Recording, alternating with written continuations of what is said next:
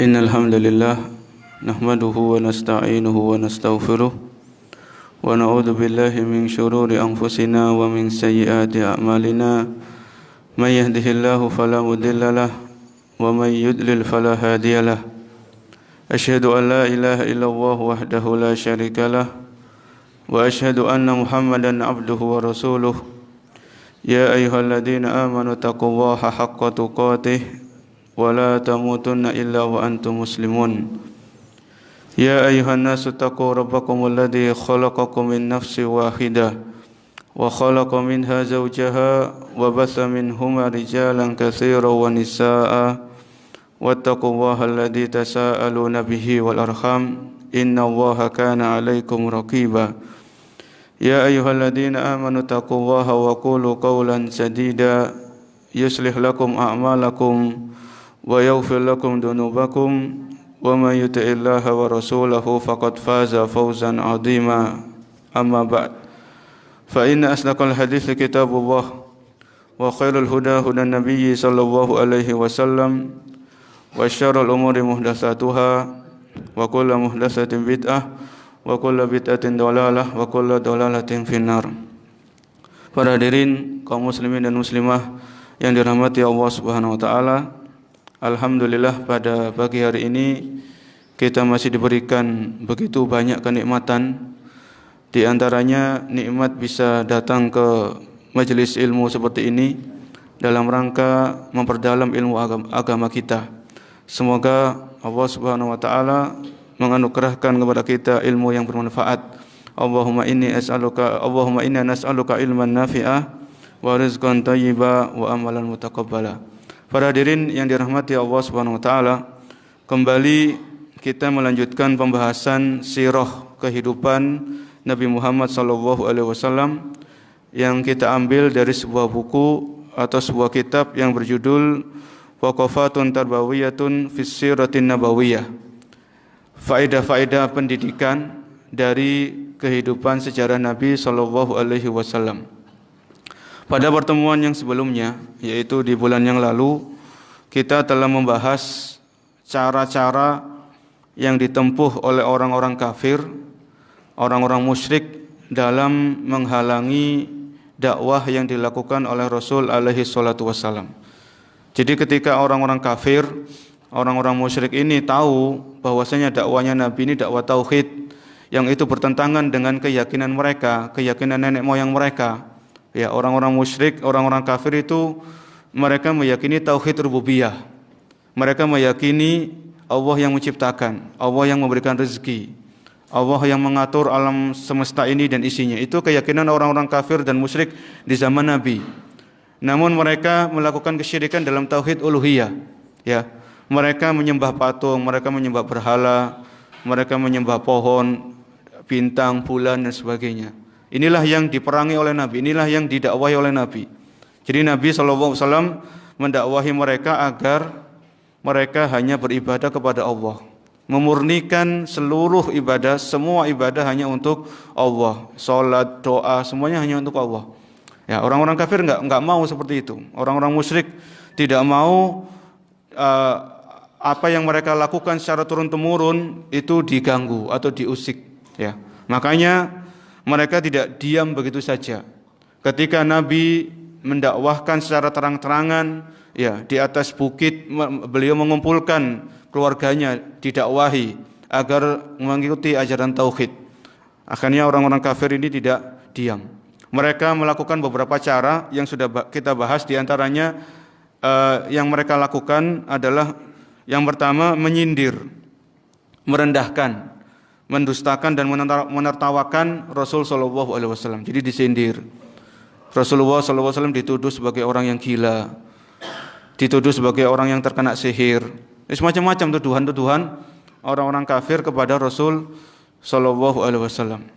Kemudian cara yang berikutnya yang mereka tempuh untuk menghalang-halangi manusia mengikuti dakwanya Rasul adalah menebarkan syubhat, menebarkan kerancuan-kerancuan terhadap kebenaran isi Al-Quran. Ya, jadi ketika Rasulullah mengajarkan Al-Quran kepada para sahabat, menyampaikan Al-Quran yang turun kepada beliau, wahyu yang turun kepada beliau, kepada para sahabat, maka orang-orang kafir ini resek. Jadi mereka bikin ulah. Ya, jadi ketika Rasulullah menyampaikan ayat Al-Quran, itu orang-orang kafir, orang musyrik ini, mereka memanggil penyanyi-penyanyi wanita.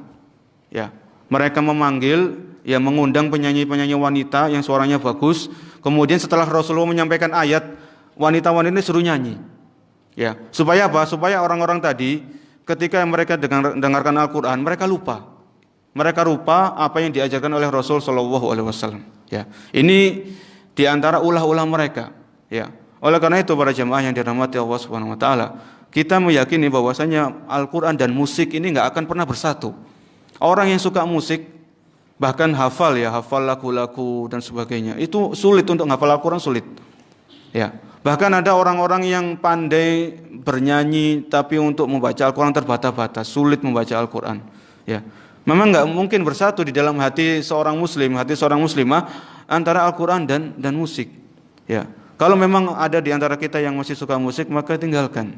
Latih diri kita untuk terbiasa mendengarkan lantunan ayat-ayat suci Al-Quran, terbiasa mendengarkan hadis-hadis Rasul Shallallahu Alaihi Wasallam, ya, terbiasa mendengarkan kajian-kajian Islam yang bermanfaat, daripada kita mendengarkan musik yang itu jelas-jelas diharamkan. Dan itu dilakukan oleh orang-orang kafir di zaman dahulu. Ya, orang-orang musyrik di zaman dahulu ketika Nabi mengajarkan Al-Quran kepada para sahabat, itu mereka ngundang penyanyi-penyanyi wanita untuk menghilangkan, untuk mengganggu konsentrasi orang-orang Islam yang mengikuti dakwah Rasul alaihi salatu wassalam. Kemudian yang ketiga, di antara cara-cara jahat mereka, orang-orang kafir dan musyrik, merayu Rasul sallallahu alaihi wasallam untuk bersikap lunak, ya, melakukan diplomasi. Ya, di antaranya apa? Orang-orang kafir, orang-orang musyrik ini datang kepada Nabi memberikan tawaran. Memberikan tawaran, ya Muhammad, bagaimana kalau kita berdamai? Bagaimana kalau kita berdamai saja daripada kita musuhan terus? Apa tawaran mereka? Yaitu mereka mengajak Rasul SAW untuk menyembah Tuhan mereka selama 1 tahun, ya, menyembah patung, menyembah berhala selama 1 tahun. Nanti giliran di tahun berikutnya orang-orang kafir musyrik ini akan menyembah Allah Subhanahu Wa Taala, tidak menyembah patung. Jadi gantian, giliran. Ya, ini sikap yang ketiga yang ditempuh oleh orang-orang yang tidak suka dengan dakwah tauhid. Maka diajak Rasul itu untuk berdamai. Maka ketika terjadi dialog seperti ini, turunlah firman Allah Subhanahu Wa Taala, "Qul ya ayyuhal kafirun." Katakan kepada orang-orang kafir, "La a'budu ma ta'budun." Aku tidak akan menyembah apa yang kalian sembah. Wala antum abiduna ma a'bud. Dan kalian selama-lamanya tidak akan menyembah apa yang aku sembah kecuali kalian dapat hidayah dari Allah. Sampai akhir surat, ya. Jadi surat Al-Kafirun ini diturunkan oleh Allah ketika terjadi penawaran dari musuh-musuh Islam ketika mereka merayu Rasul sallallahu alaihi wasallam untuk giliran dalam masalah akidah.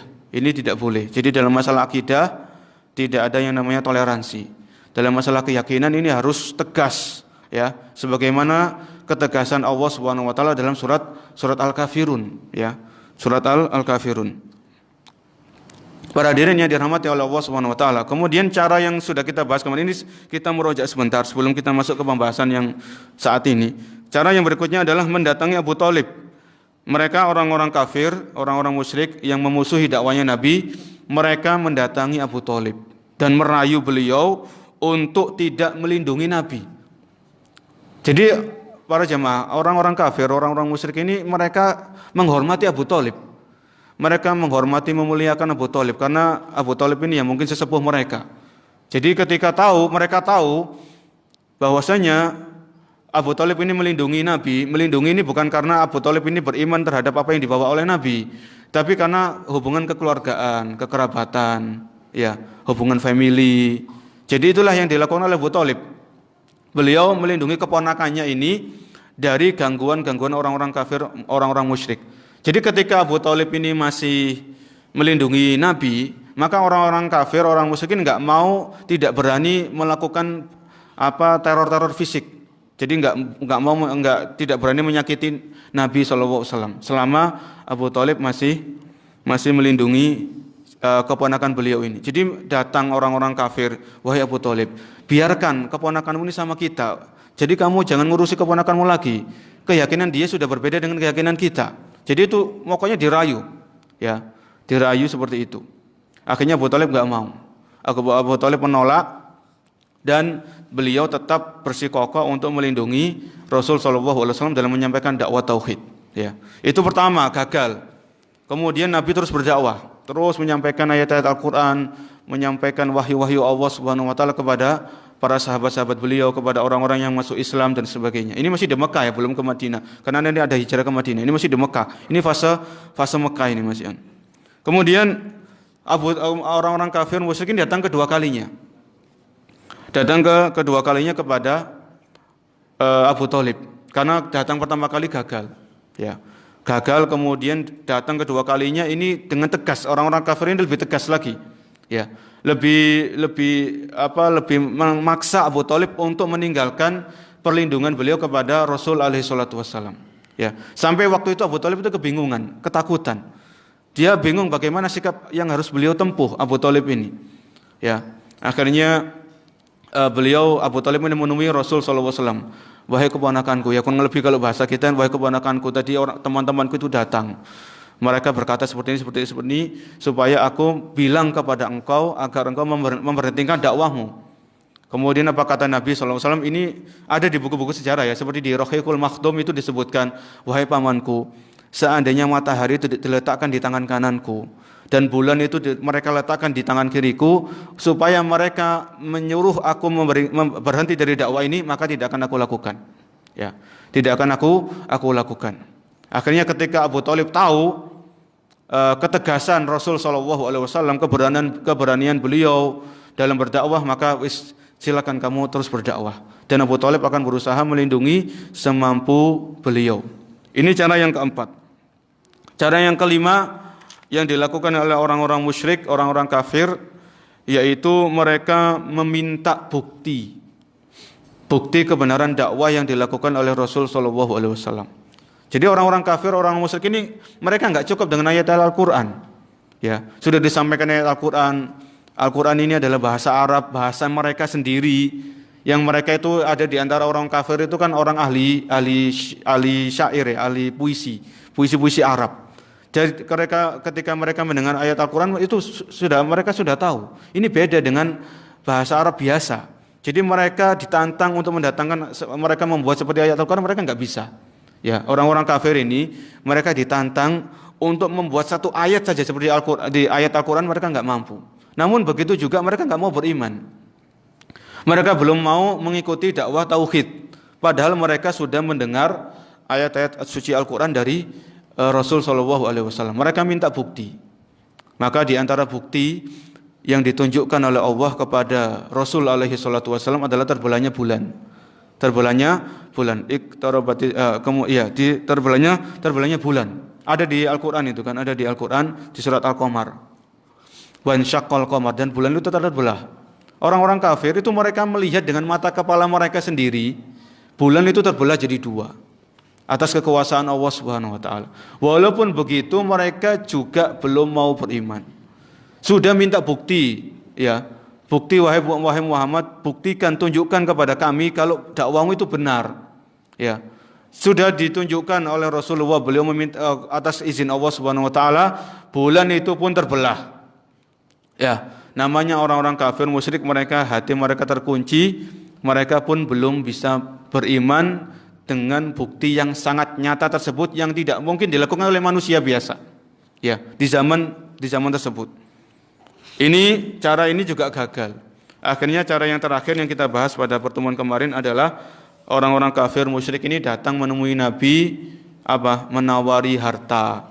Wahai Muhammad, kalau engkau pengen dengan dakwahmu ini engkau menjadi orang yang kaya, maka kami akan mengumpulkan harta-harta kami sehingga engkau menjadi orang yang paling kaya di antara kami. Wahai Muhammad, kalau engkau pengen dengan dakwahmu ini engkau menjadi orang yang paling mulia, pengen jabatan, pengen kedudukan, maka kami akan mengangkat engkau sebagai seorang pemimpin. Ya. Kalau engkau dengan dakwahmu ini ingin wanita yang cantik, wanita yang kaya, maka kami akan menikahkan engkau dengan putri-putri kami yang cantik, jelita dan sebagainya. Itu semuanya ditawarkan kepada Rasul SAW dan beliau tidak mau menerima sedikit pun tawaran-tawaran tersebut dan tetap memilih untuk mendakwahkan tauhid, mendakwahkan ajaran Islam kepada mereka. Ya, ini yang kita bahas pada pertemuan yang lalu. Adapun saat ini para jamaah yang dirahmati Allah Subhanahu wa taala, kita akan membahas tentang yaitu cara-cara yang lain. Ya, cara yang ketujuh yang ditempuh oleh orang-orang kafir musyrik dalam menghalangi dakwah Nabi sallallahu alaihi wasallam, yaitu ini adalah mulai bantu menghalangi orang-orang menghalangi Nabi dengan teror-teror fisik. Jadi mulai dengan gangguan-gangguan fisik. Kalau yang kemarin, cara-cara yang pertama ini Nabi belum disakiti, belum dilempari batu, belum disakiti tubuh beliau, itu belum. Tapi kalau yang saat ini mereka sudah berani secara terang-terangan mengganggu fisik Nabi sallallahu alaihi wasallam. Disebutkan di dalam buku ini, kasratul ida wa syidadil bala ala nabiyyi sallallahu alaihi wasallam wa ashabihil kiram. Mereka mulai mengganggu, mengintimidasi Nabi sallallahu alaihi wasallam dan para sahabat yang sudah masuk Islam. Ya. Diriwayatkan oleh Abdullah bin Mas'ud bahwasanya Nabi sallallahu alaihi wasallam beliau waktu itu sedang salat di sisi Ka'bah. Ya. Beliau sedang salat di sisi Ka'bah. Kemudian waktu itu ada Abu Jahal dan teman-temannya lagi duduk-duduk. Ya. Lagi santai-santai. Idz qala ba'duhum li ba'din ayyukum yaji'u bisilahi jazuri bani Faulan fayaduhu ala dhuhri Muhammadin idza sajada.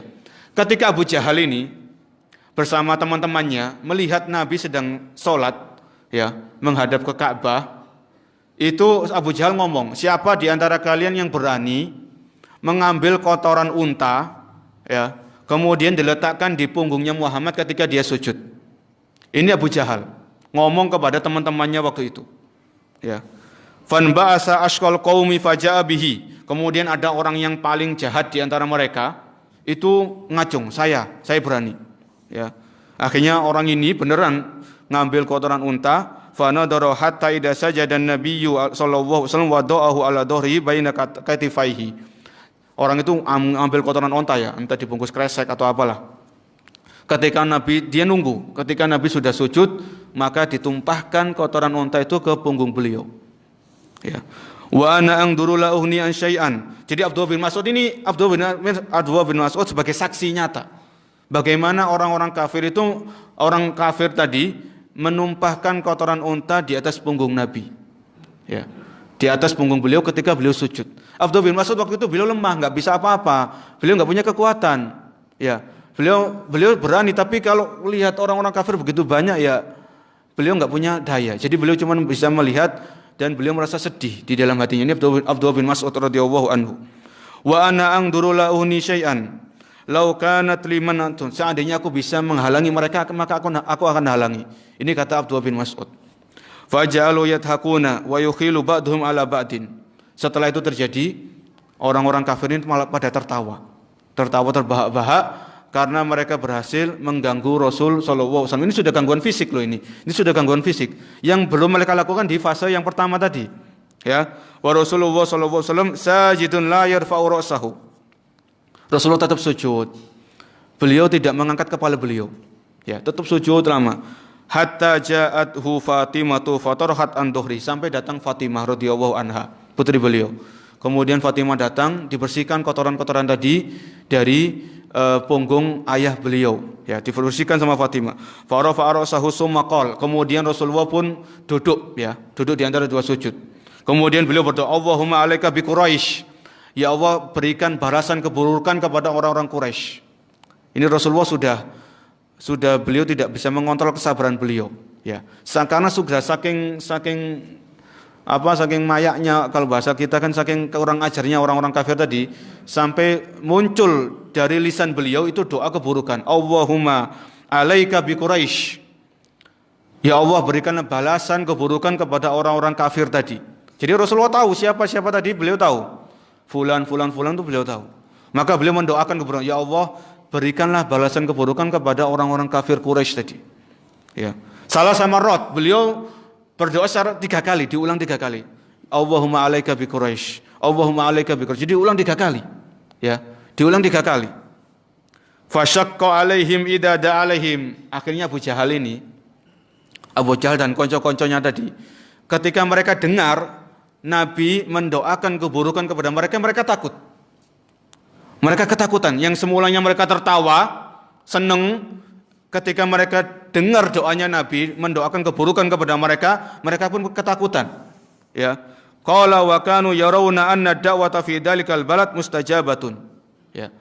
Kenapa mereka ketakutan?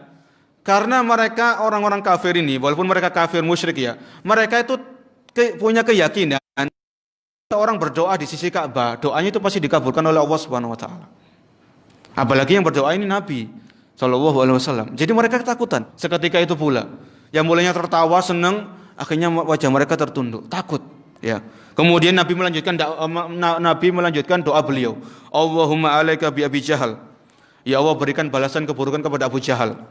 Wa alaika bi Utsbah bin Rabi'ah. Ya Allah, berikanlah balasan keburukan kepada Utsbah bin Rabi'ah. Wa Syaibah bin Rabi'ah wal Walid ibn Utsbah. Jadi beliau menyebutkan satu persatu. Ya, siapa tadi yang duduk-duduk sambil ketawa ketika kotoran unta sudah ditumpahkan ke punggung beliau, beliau tahu. Disebutkan satu persatu namanya. Ya Allah, berikan balasan keburukan kepada fulan. Jadi disebut namanya satu persatu sama Nabi alaihi salatu wassalam.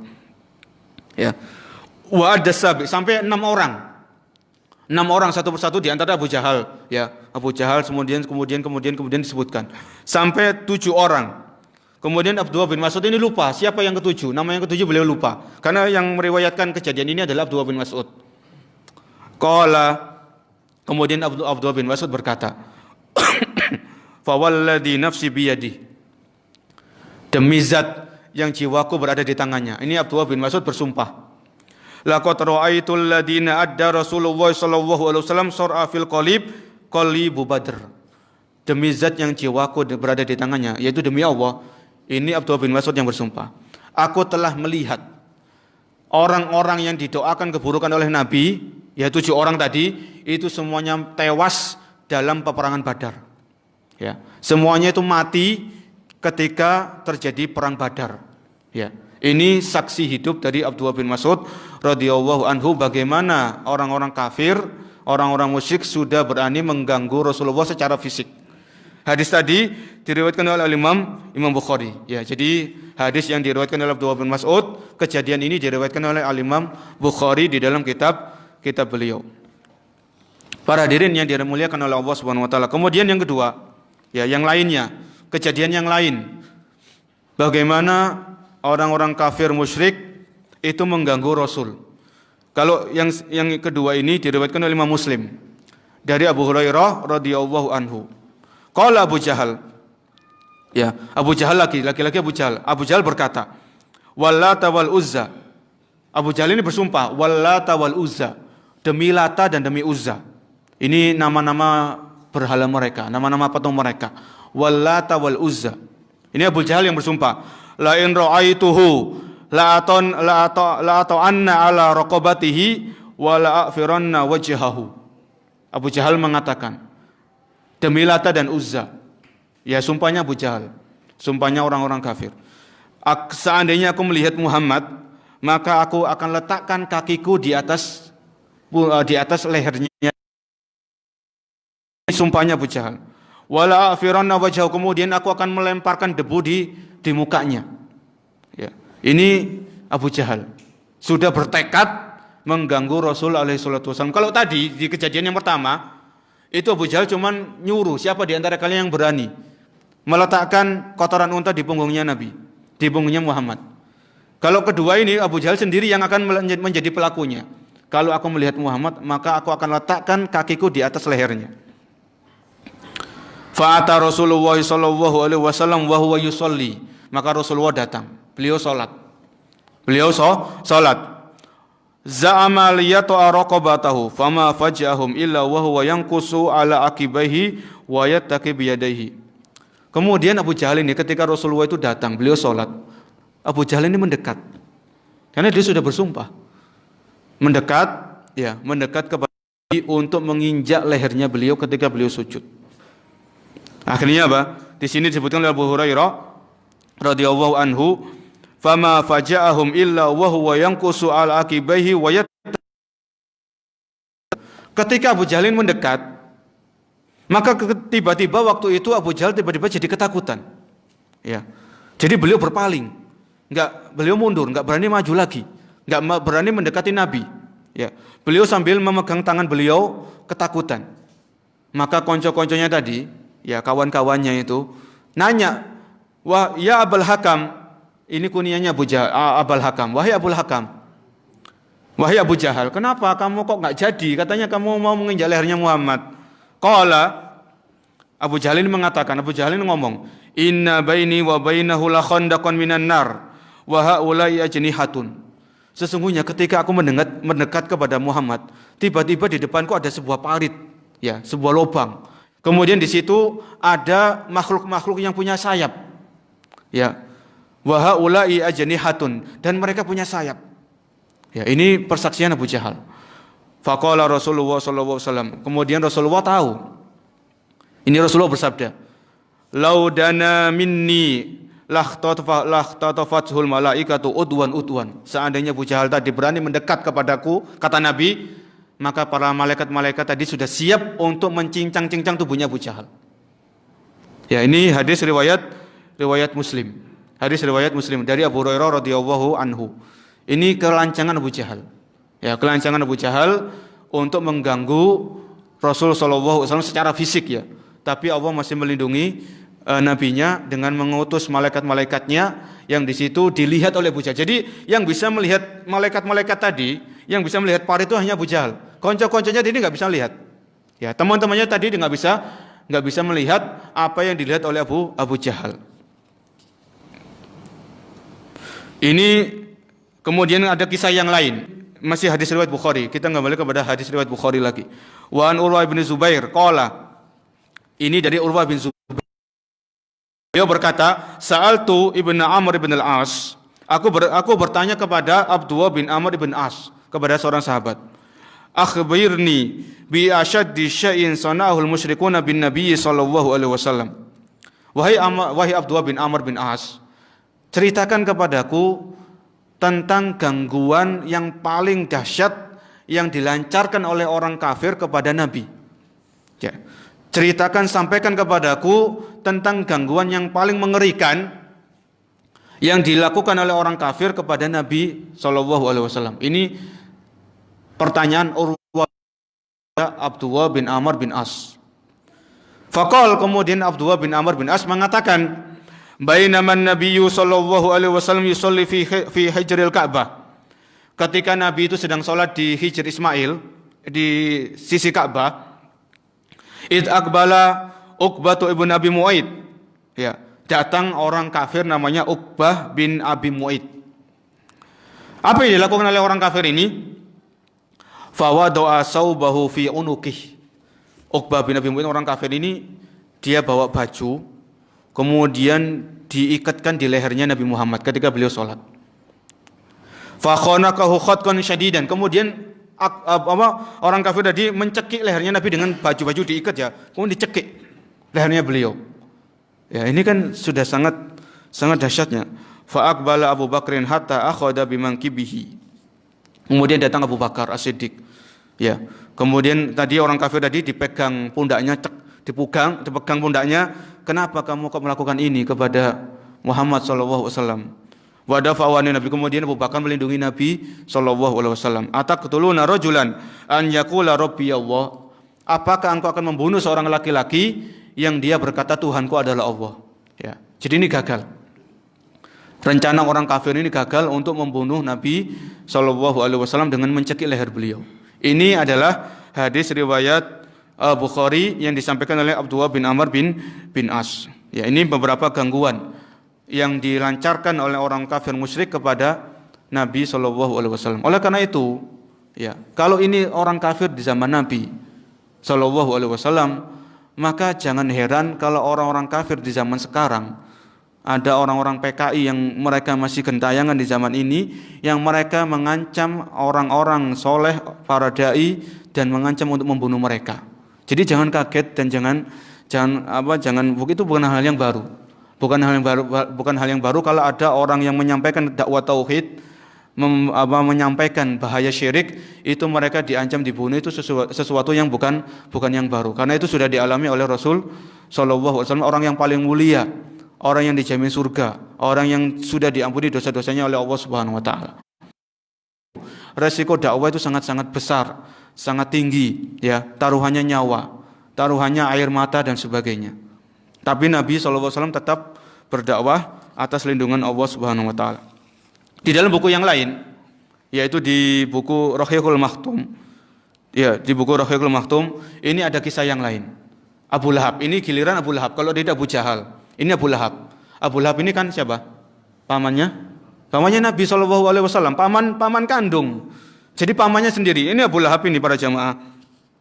Abu Lahab ini punya 2 orang anak laki-laki. Namanya Utsbah sama Utaibah. Ya. Ini anaknya Abu Lahab. Anaknya Abu Lahab ini, Utsbah, itu dinikahkan dengan putrinya Rasul yang namanya Ruqayyah. Ya. Kemudian anaknya Abu Lahab yang namanya Utaibah ini menikah dengan anak putrinya Rasul yang namanya Ummu Kulsum. Ya. Jadi Abu Lahab ini berarti kan pamannya Nabi sekaligus apa? Besan ya. Besannya Nabi SAW. Iya, besan benar ya? Iya. Jadi kan karena putranya Abu Lahab ini menikahi putrinya Rasul SAW.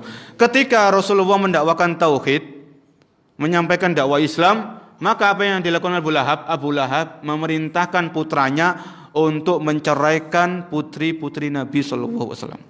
Diceraikan. Ya. Jadi Ruqayyah diceraikan jadi janda. Ummu Kulsum diceraikan jadi janda. Jadi putri-putri Nabi alaihi salatu wassalam, ya, Ruqayyah, Ummu Kulsum radhiyallahu anhuma itu menjadi janda disebabkan karena ulahnya Abu Lahab ketika memerintahkan putranya yang namanya Utsbah dan Utaibah untuk menceraikan putrinya Rasul. Disebabkan apa? Karena Rasul sallallahu alaihi wasallam itu mendakwakan tauhid, mendakwakan Islam. Ya, ini sekali lagi gangguan. Sekali lagi ini halangan, rintangan dakwah yang dialami oleh Nabi Muhammad. Anak beliau, putri-putri beliau menjadi janda. Kemudian para jamaah yang dirahmati oleh Allah Subhanahu wa taala, kemudian yang berikutnya lagi, ini di Rahiqul Maktum ya. Jadi kalau dalam kajian ini kami nggak hanya satu kitab, tapi kita ambil dari kitab yang lain yang itu sekiranya berhubungan dengan pembahasan kita. Ini kami ambil dari Rahiqul Maktum. Ini kisah yang lain. Ini masih ulahnya Abu Lahab. Ketika Rasul sallallahu alaihi wasallam itu beliau dikaruniai seorang anak laki-laki yang namanya Abdullah. Jadi Rasulullah kan punya 3 anak laki-laki. Abdullah sama Ibrahim. Qasim, Abdullah sama Ibrahim. Ketika putra beliau yang namanya Abdullah ini meninggal dunia, ya, namanya seorang ayah kan, ya namanya seorang ayah kan pasti sedih ditinggal mati oleh putranya, anak laki-lakinya, ya. Apalagi biasanya kan pada tabiat manusia, tabiat seorang bapak itu senang kalau punya anak laki-laki, ya. Walaupun laki-laki dan perempuan, anak laki-laki ataupun anak perempuan sama-sama pemberian Allah Subhanahu wa taala, sama-sama anugerah Allah Subhanahu wa taala, sama-sama titipan dari Allah Subhanahu wa taala, ya. Kemudian waktu itu Rasulullah SAW diuji oleh Allah Subhanahu wa taala, putra beliau yang namanya Abdul ini meninggal. Ya. Abu Lahab tahu. Abu Lahab ini dengar, karena apa? Karena disebutkan di Rahiqul Maktum, Abu Lahab ini para jemaah, Abu Lahab ini itu rumahnya dempetan sama Nabi. Jadi tetangga, plek. Ya nempel, rumahnya itu nempel. Jadi rumahnya itu enggak jauh di kampung lain ya. Itu rumahnya itu nempel sama Nabi. Jadi tetangga dekat. Oleh karena itu ketika Nabi ini ditinggal mati sama siapa tadi? Sama Abdullah, putra beliau. Itu Abu Lahab itu senang. Ya. Karena Abu Lahab ini menganggap Nabi itu sebagai musuh beliau, bukan sebagai keponakannya lagi. Ya. Akhirnya Abu Lahab ini teman-temannya yang sama-sama kafir. Muhammad itu loh ditinggal mati sama anak laki-lakinya yang namanya Abdullah. Curang disampaikan. Ya. Disampaikan kepada orang lain bukan untuk ikut bersedih atau takziah, tapi untuk bersenang-senang dan bangga terhadap kesedihan yang dialami oleh Rasul sallallahu alaihi wasallam. Jadi Abu Jahal mengatakan Muhammad itu sudah terputus keturunannya, ya. Terputus keturunannya karena anak laki-lakinya itu sudah meninggal, ya. Akhirnya kalau nggak salah dalam berkaitan dengan kisah ini turunlah firman Allah Subhanahu wa taala, inna syani'aka huwal abtar. Di surat apa itu? Al-Kautsar, inna a'tainakal kautsar fasholli lirabbika wanhar inna syani'aka huwal abtar. Ya. Berkaitan dengan ayat yang terakhir ini, surat Al-Kautsar ayat ketiga, Allah Subhanahu wa taala memberikan hiburan, memberikan penguatan kepada Nabi SAW.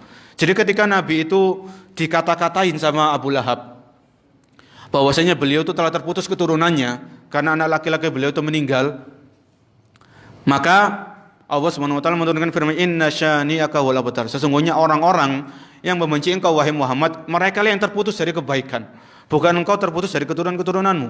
Ya.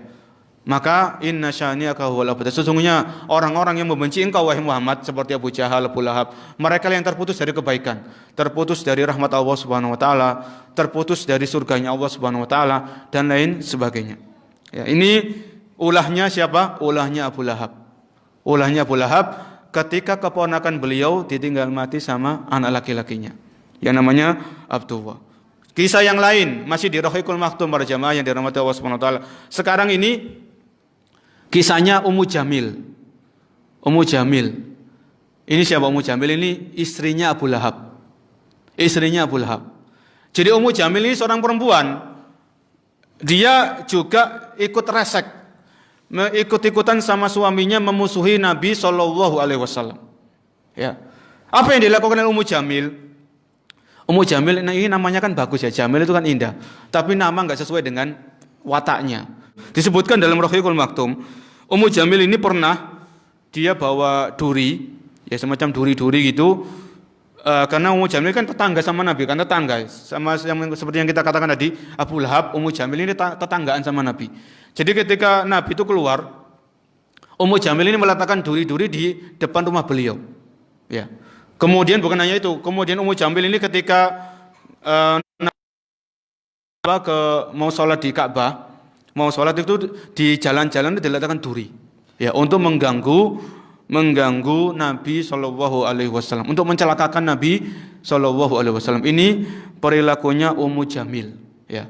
Juga ikut-ikutan memusuhi Nabi, ikut-ikutan menghalang-halangi dakwah tauhid yang disampaikan oleh Nabi Shallallahu Alaihi Wasallam. Ya. Oleh karena itu, ketika Ummu Jamil melakukan seperti ini, turunlah firman Allah Subhanahu Wa Taala, wa mar'atuhu hammalatal hatab fi jidha hablun mim masad. Wa mar'atuhu hammalatal hatab. Istrinya sebelumnya kan saya selana rondatal hab. Jadi tabat yada abi lahabi wa tab.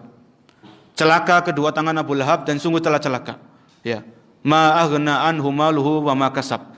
Tidak bermanfaat lagi apa yang dia miliki dan apa yang dia usahakan dari harta-harta. Tabat yada abi lahabi wa tab, ini masih ingat sebab turunnya ayat ini? Sebab turunnya ayat ini ketika Abu Lahab ini lancang berkata kepada Nabi, ya wahai Muhammad, apakah engkau hanya karena perkara seperti ini engkau mengumpulkan kami? Jadi waktu itu kan Rasulullah mengumpulkan kerabat-kerabat beliau, pamannya, bibinya, anak-anaknya, itu dikumpulkan. Kemudian Nabi menyampaikan dakwah tauhid supaya manusia hanya beribadah kepada Allah. Setelah Nabi menyampaikan dakwah tauhid, Abu Lahab lancang. Abu Lahab lancang, wahai Muhammad, apa hanya karena perkara seperti ini engkau mengumpulkan kami semuanya? Nah, ketika itu turun firman Allah, tabbat yada abi lahabi wa tab ma aghna anhu maluhu wa ma kasab. Saya selana data lahab. Saya selana ron. Jadi Abu Lahab ini akan dimasukkan ke dalam neraka. Saya selana data lahab. Api neraka yang apinya itu bergejolak. Ini Abu Lahab ini masih hidup. Abu Lahab ini masih hidup, sudah divonis kafir, divonis neraka, dan itu pasti terjadi. Ini menunjukkan bahwasanya Abu Lahab sampai dia mati tidak akan beriman. Saya selana rondatal lahab. Kemudian apa? Wa mar'atuhu hammalatal hatab. Istrinya juga pembawa kayu bakar. Kayu bakar untuk menghalangi jalannya Nabi sallallahu alaihi wasallam, ya. Wa mar'atuhu hammalatal hatab. Jadi suami istri ini sama-sama divonis oleh Allah Subhanahu wa taala dengan nerakanya. Disebabkan karena ulah mereka sendiri. Ya, sudah dikasih tahu ini Al-Qur'an, ini dakwah tauhid, ini syirik, mereka enggak mau menerima. Akhirnya kemudian karena kejahatan mereka suami istri ini sama-sama divonis oleh Allah Subhanahu wa taala dengan nerakanya, ya. Dan ini menunjukkan bahwasanya Abu Lahab dan istrinya yang namanya Ummu Jamil selama-lamanya tidak akan beriman karena sudah divonis oleh Allah Subhanahu wa taala dengan nerakanya. Mudah-mudahan bermanfaat dan kurang lebihnya kami mohon maaf sebesar-besarnya. Kita akhiri subhanakallahumma wa bihamdika asyhadu an la ilaha illa anta astaghfiruka wa atubu ilaik. Assalamualaikum warahmatullahi wabarakatuh.